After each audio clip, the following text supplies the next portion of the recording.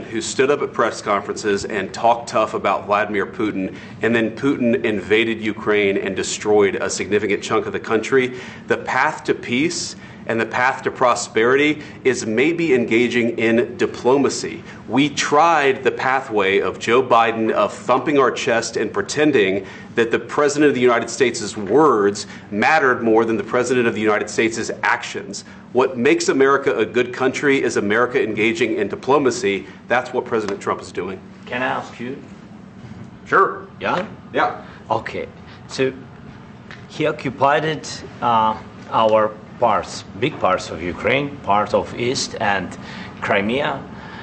So he occupied it on 2014. So during a lot of years, so I'm not speaking about just Biden, but those time was Obama, then President Obama, then President Trump, then President Biden, now the President Trump, and God bless, now President Trump will stop him. But during 2014, nobody stopped him. He just occupied and took. He killed people. You know what the contact 2015. 2014 2014. and 2014. 2014. Yeah. So I was not here. Yeah, but that's exactly right. Yes, but during 2014 till 2022, yeah, the situation the same. The people have been dying on the contact line. Nobody stopped him. You know that we had conversations with him, a lot of conversation, my bilateral conversation, and we signed with him, me, like a new president. In 2019, I signed with him the deal. I signed with him, Macron and Merkel, we signed ceasefire. Ceasefire. All of them told me that he will never go. We signed him with gas contract. Gas contract. Yes, but after that, he broken this ceasefire. He killed our people and he didn't exchange prisoners. We signed the exchange of prisoners, but he didn't do it. What kind of diplomacy, JD, you are speaking about? What do you mean? I'm talking about the kind of diplomacy that's going to end the destruction of your country. Yes, but if you Mr. President, with respect, I think it's disrespectful for you to come into the Oval Office and try to litigate this in front of the American media. Right now, you guys are going around and forcing conscripts to the front lines because you have manpower problems. You should be thanking the President for trying to bring an end to this conflict. Have you ever been to Ukraine that you say what problems we have? I have been to. Count one. I've actually watched and seen the stories, and I know what happens is you bring them on a propaganda tour, Mr. President. Do you disagree that you've had problems bringing people into your military? And do you think that it's respectful to come to the Oval Office of the United States of America and attack the administration that is trying to prevent the destruction of your country? A lot of questions. Let's start from the beginning. Sure. First of all, during the war, everybody has problems, even you, but you have nice ocean and don't feel now, but you will feel it in the future. God bless. You don't know that. God bless. God bless. You will not have a war. Don't tell us what we're going to feel. We're trying to solve a problem. Don't tell us what we're going to feel. I'm not telling you. Because you're in no position to dictate that. That's Remember exactly this. You're in no position to dictate what we're going to feel.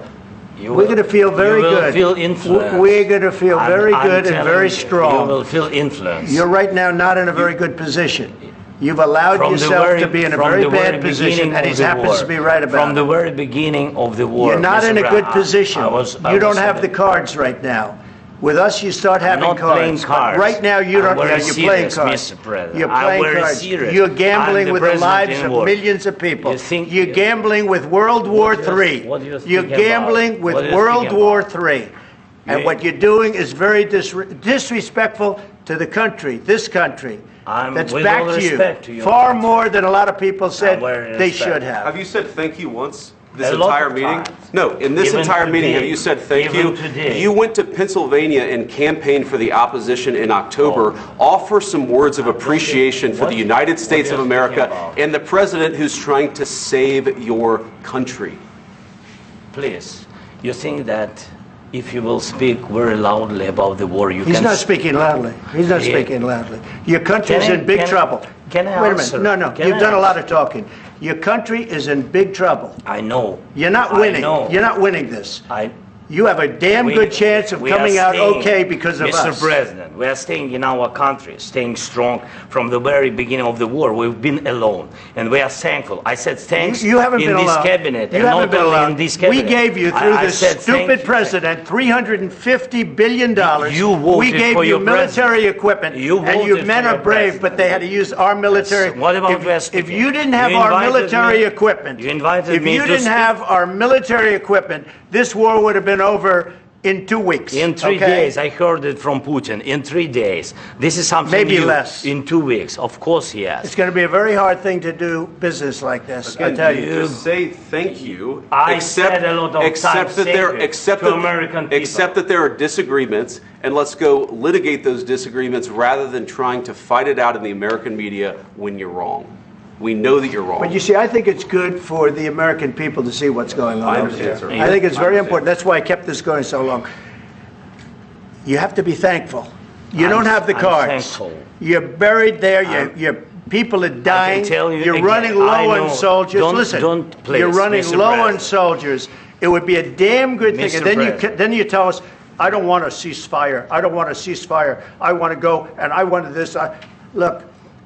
If you could get a ceasefire right now, I tell you, you take it so the bullets stop flying and your men stop getting killed. Of course, we want to stop the war. But you're saying you don't want a ceasefire. But I said to you, I want a ceasefire. With guarantees. Because you'll get a ceasefire faster than an agreement. Ask our people about ceasefire, what they think. That wasn't with me. For you what, that wasn't with me. Means.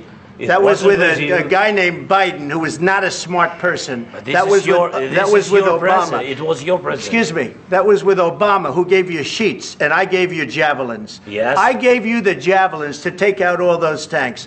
Obama gave you sheets. In fact, the statement is Obama gave sheets and Trump gave javelins. You got to be more thankful, because let me tell you, you don't have the cards. With us, you have the cards. But without us, you don't have any cards.